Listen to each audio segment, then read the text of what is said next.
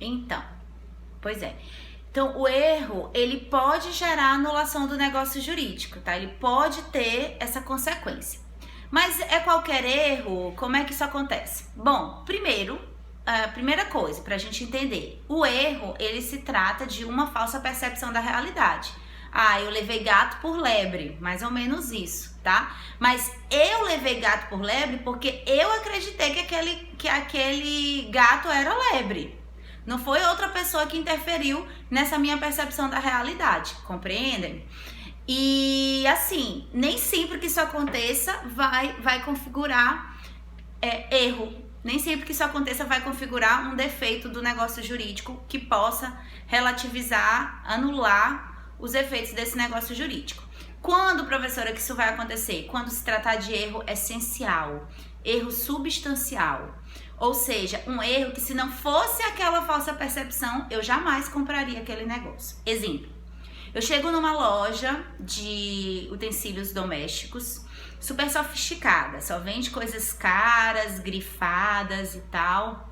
E aí eu chego lá e olho um conjunto de taças muito caras, um valor elevado. E como eu sei que aquela loja só trabalha com materiais de alta qualidade, de marcas conceituadas e por isso os itens são caros, eu pressuponho que se trata de um conjunto de taças de cristal. Então eu tenho essa percepção da realidade, mas na verdade não eram taças de cristal, só que eu não sabia e pelas circunstâncias do fato, né, a loja cara só costuma vender coisas nesse estilo, taças de cristal, outras tantas. Eu vou adivinhar que logo aquela que eu tô comprando não é de cristal? Não. Então, e se não fosse de cristal, eu também não iria comprar, tá? Se eu soubesse que elas não eram de cristal, eu não compraria. Então, isso sim é um erro essencial. Eu fui induzida a ter uma percepção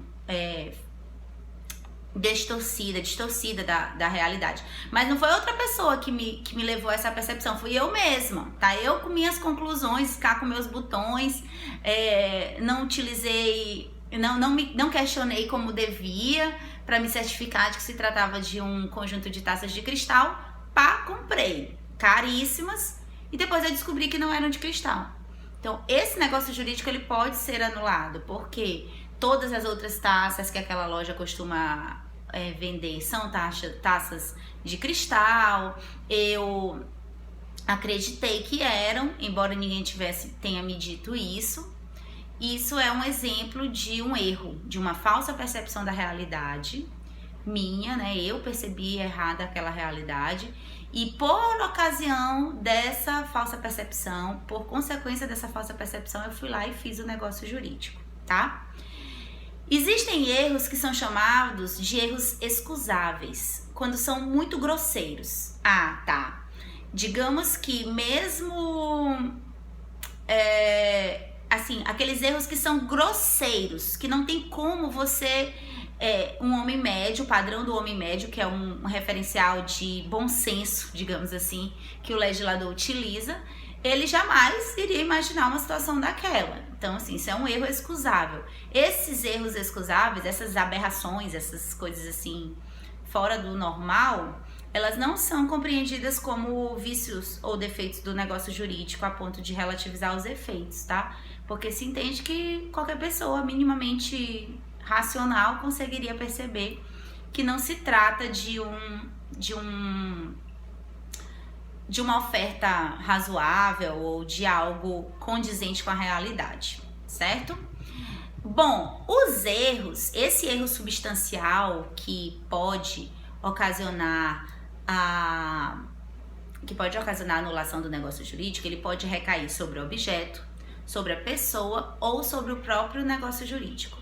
Quando a gente fala de um erro sobre o objeto, é aquele erro onde a falsa percepção da realidade ela está sobre as características do objeto. Esse exemplo que eu dei das taças de cristal é um clássico exemplo de erro sobre o objeto. Quando eu falo de erro sobre a pessoa, aí eu ainda posso falar sobre erro sobre a pessoa na perspectiva da identidade dessa pessoa ou da qualidade dessa pessoa.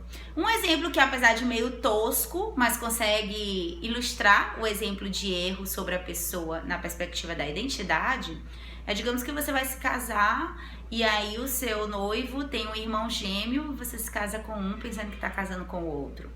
Você percebeu errado aquela realidade sobre a identidade daquela pessoa. Tudo bem que tem que ter, né, uma participação do outro nisso, mas digamos que a pessoa não sabia que você estava equivocada, acreditou que você de fato queria casar com ele, mas na verdade queria casar com o irmão, enfim.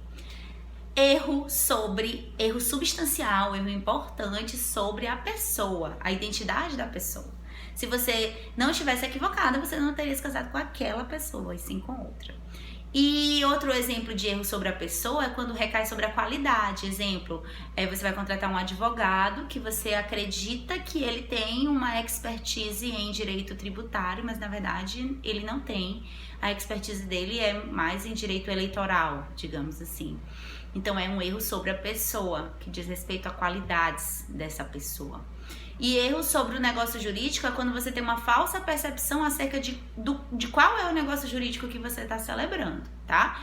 Esse erro, ele é um pouco mais delicado, porque, em regra, nós não admitimos no direito brasileiro erro de direito. Então, a legislação, as regras, o ordenamento jurídico, ele é para todos. Então, não se pode, de qualquer forma, a qualquer momento, dizer, eu não sabia dessa lei, eu não sabia dessa regra, por isso eu fiz assim. Não pode, não é tão simples assim. Então, as regras existentes, a vinculação das obrigações legais, elas são genéricas e para todos. Então, se você fez essa obrigação, se você fez esse negócio jurídico, os efeitos dele lhe são cabíveis. Mas existem algumas situações onde existe um erro sobre o negócio jurídico, onde a existência desses erros pode relativizar, pode gerar anulabilidade dos efeitos desse erro, né? Desse negócio jurídico, perdão.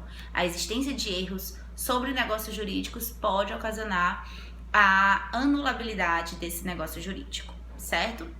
Bom, como eu falei para vocês, sempre que possível, o ordenamento jurídico prima pela permanência do negócio jurídico. Então, quando o erro ele puder ser reparado, quando o erro puder ser revertido, sempre vai se optar por essa circunstância e promover a manutenção do negócio jurídico. Então, eu comprei essas taças de cristal, essas taças de vidro, pensando que eram de cristal, por um preço caro, que era compatível com taças de cristal, numa loja onde só vendiam taças de cristal, etc, enfim. Mas, na verdade, não eram taças de cristal e eu incorri em erro.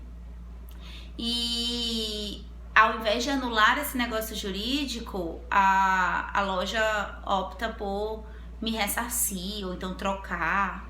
E aí, nesse caso, se assim for, claro que isso depende também da minha manifestação de vontade, se for possível, preserva-se o negócio jurídico, tá?